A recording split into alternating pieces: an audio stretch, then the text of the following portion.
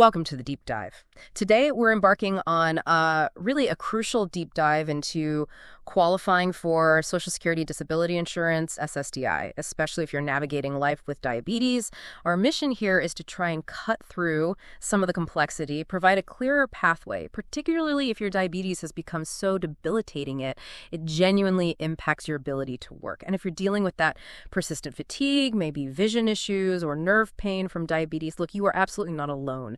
Millions face similar challenges, and understanding this process can really be a lifeline. It really is eye-opening, isn't it? Just how widespread this challenge has become. We're looking at, over 34 million Americans affected by diabetes.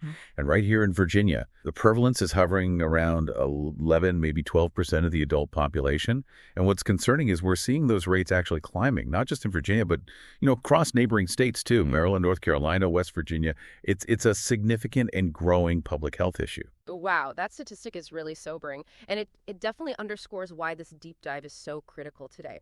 So we'll explore the key symptoms, the specific eligibility criteria, and really the essential application tips you'll need to build a strong claim for SSDI. Okay, let's unpack this. We hear the word diabetes all the time, right? But what does it really mean for your body? Beyond just blood sugar levels, let's peel back those layers a bit. Yeah, beyond the headlines. Understanding diabetes at its core means seeing it as a metabolic disorder. Basically, the body's system for regulating blood sugar kind of goes awry. This happens either because the pancreas isn't making enough insulin, or maybe the body just isn't using the insulin it does produce effectively. Either way, you end up with high blood sugar. We generally talk about two main types. There's type 1, that's an autoimmune thing, often diagnosed when people are younger, and it requires lifelong insulin. Then there's type 2, which is much more common in adults. It's often linked to lifestyle, genetics. It can sometimes be managed with diet or pills or sometimes insulin too. But the critical thing, the real takeaway, is that if either type isn't controlled, the long-term health consequences can be, quite severe. Okay, so we've defined it. But the real day-to-day impact, that comes from the symptoms, doesn't it? What are some of those maybe initial signs someone might brush off but are actually crucial red flags, especially when we think about how they affect work? You're absolutely right. They often start, pretty subtly. We're talking about things like persistent thirst, needing to urinate a lot, maybe losing weight without trying, and that just crushing fatigue. Blurred vision is another big one. Sores that heal really slowly, maybe feeling hungrier than usual. And as it progresses, you might start getting numbness, often in your hands or feet. That's nerve damage. Or maybe getting infections frequently that just don't seem to clear up. And these aren't just, minor annoyances. They can severely impact your ability to concentrate, to move around, just to keep up with a normal workday. And it's not just the core symptoms either, is it? I mean, for those of us here in Virginia, even our environment, like those really humid summers we get, that can make managing things even harder, right? Oh, absolutely. That humidity can lead to dehydration, heat-related issues, making everything feel worse. And when we connect this to work, just imagine, say, a construction worker down in Richmond. Maybe they develop severe neuropathy, nerve pain, and they just can't stand for long periods anymore. Their job becomes impossible. Or maybe think about a teacher over in Norfolk who has to miss days all the time because of dizziness from high blood sugar, hyperglycemia. They can't be reliably present for their students. These aren't hypotheticals. They show the real debilitating effects that highlight why something like SSDI, that financial stability, becomes just essential for survival. Yeah, those scenarios really paint a vivid picture of how uncontrolled diabetes can just completely derail your ability to earn a living. It really hits home. So, okay, we see why diabetes can qualify you. The next big question is how. How does the Social Security Administration, the SSA, actually view this when you apply for SSDI? What's their angle? Okay, this is really the crucial insight for SSDI and diabetes. It's generally not the diagnosis itself, but the debilitating complications that are key to your claim. The SSA has these strict guidelines. They're in what's called the Blue Book, specifically under Section 900 for endocrine disorders. Now, diabetes itself, it isn't actually a listed impairment in that book. That's a common misunderstanding. But its severe complications can qualify you if they severely limit your ability to work. So the SSA evaluates this in a couple of ways. They check if your condition equals a listing in another body system. For example, has the diabetes caused major vision loss that meets the vision listing? Or kidney problems meeting the kidney listing. Okay, so it's about the damage it causes elsewhere. Exactly. Or if it doesn't meet another listing directly, they'll do what's called a residual functional capacity assessment, an RFC. And this assessment basically tries to determine what you can still realistically do despite your limitations. Can you perform substantial gainful activity? or SGA. That's their term for working and earning above a certain amount. Right, SGA. And that amount is pretty specific, isn't it? What does substantial gainful activity actually mean in dollar terms? Yeah, it is. For 2025, SGA means earning over $5,550 per month if you're not blind. So if your diabetes and its effects consistently prevent you from earning more than that, you meet that part of the criteria. Now, in terms of medical evidence, this is critical. You need documentation showing chronic high blood sugar, hyperglycemia, or maybe low blood sugar hypoglycemia, leading to severe complications. Things like diabetic ketoacidosis, DKA we call it, or serious conditions like neuropathy, retinopathy, the eye damage, or nephropathy, the kidney damage. So for instance, if your diabetes has caused vision loss that clearly meets the criteria in listing 2.0 of the Blue Book, or maybe kidney failure under listing 6.0, your claim becomes much, much stronger. Okay, that makes sense on the medical side. But you mentioned it's an insurance program. There's also that work history requirement, right, that catches some people off guard. How does that work? That's another really crucial piece. SSDI isn't just about your medical condition. You need to have paid into the system through work. So you need enough work credits. Typically, that means needing 40 credits overall, and significantly 20 of those credits must have been earned in the last 10 years, right before your disability started. And each credit is tied to earnings.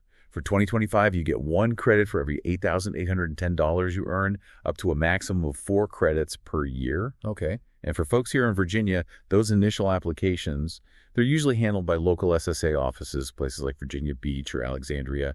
If you get denied and need to appeal, those hearings often happen at offices in, say, Richmond or Falls Church.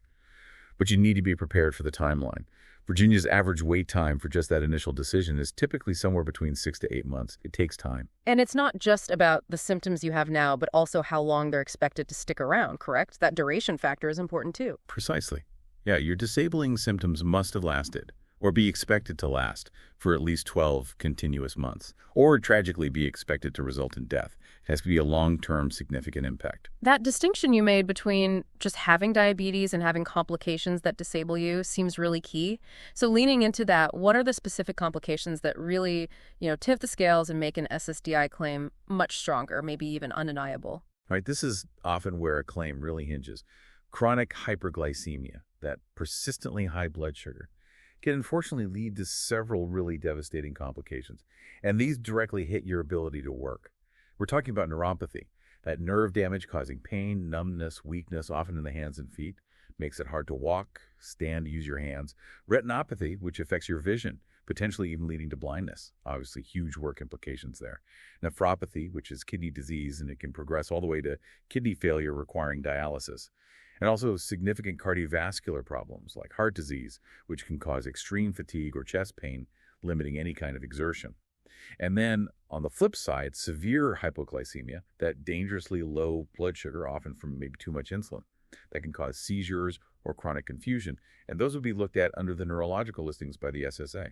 And these aren't rare occurrences, sadly. No, it's a stark reality, especially here in Virginia.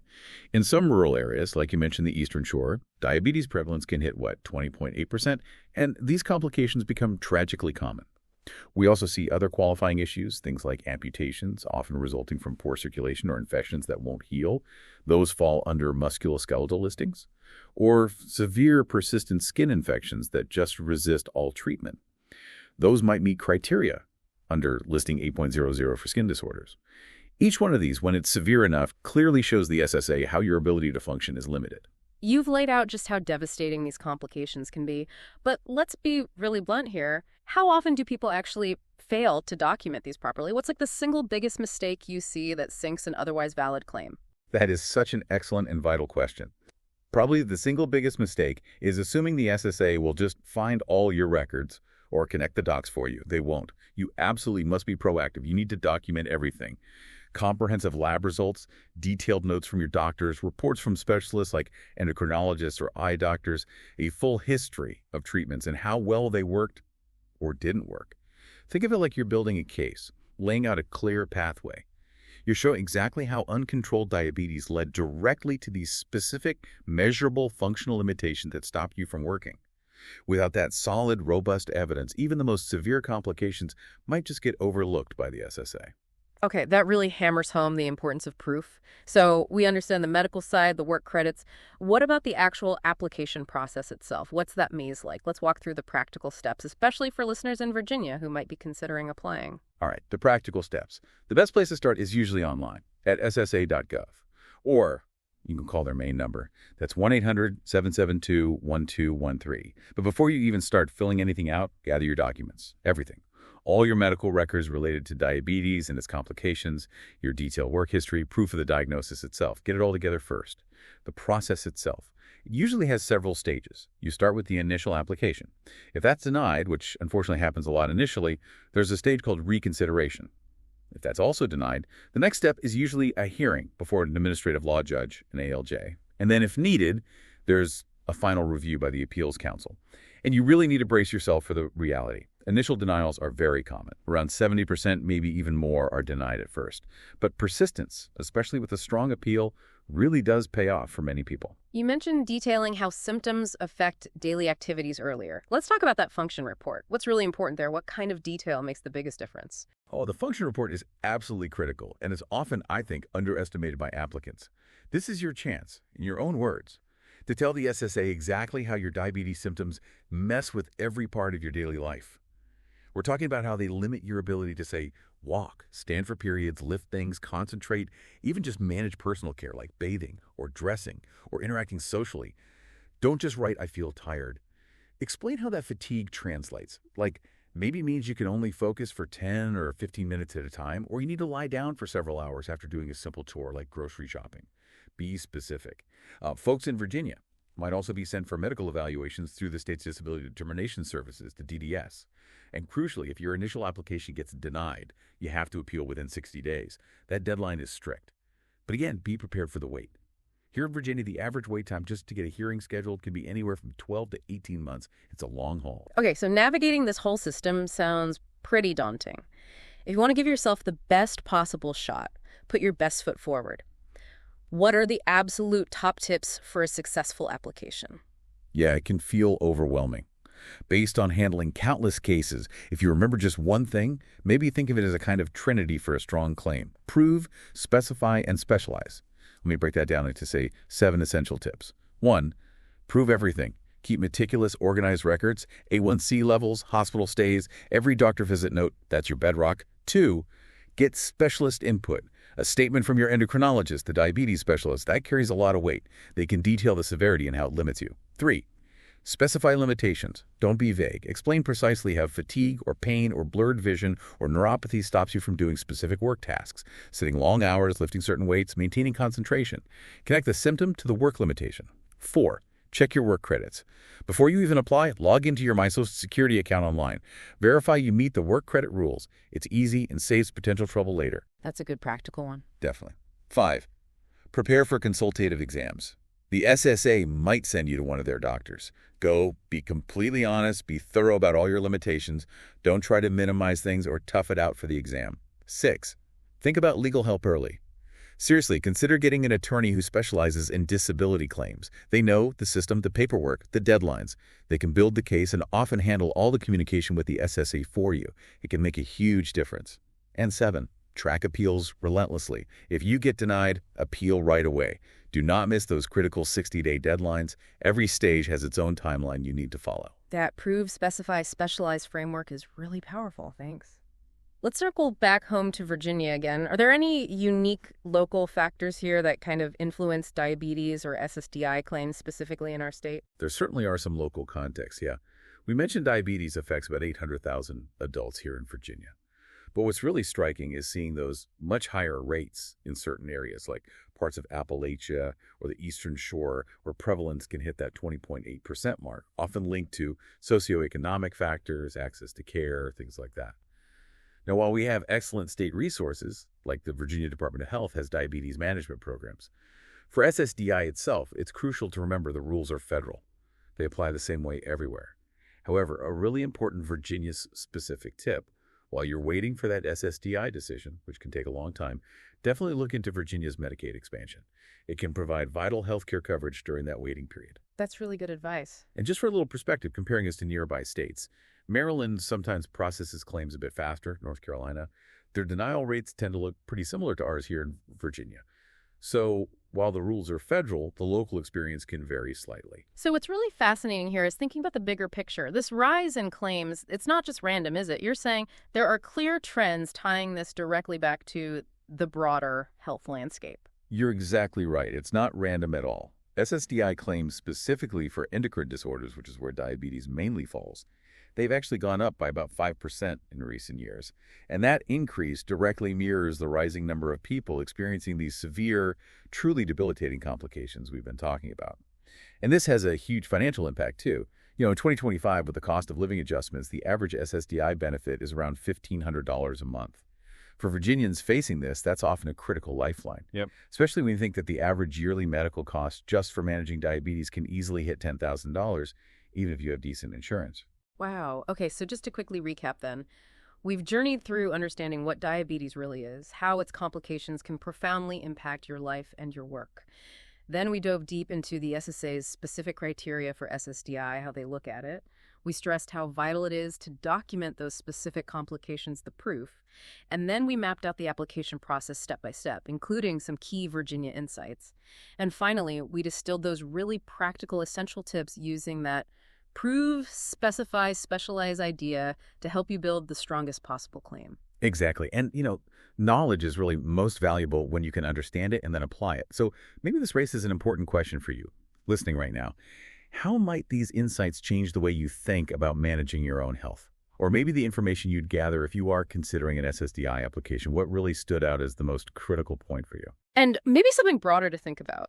Given this rising tide of diabetes and just how complex the SSDI process clearly is, what kind of bigger societal changes might we need to better support people facing these chronic health challenges that stop them from working? There's always more to learn, right? And considering different perspectives always deepens understanding. We really hope this deep dive has given you a significant head start on navigating this.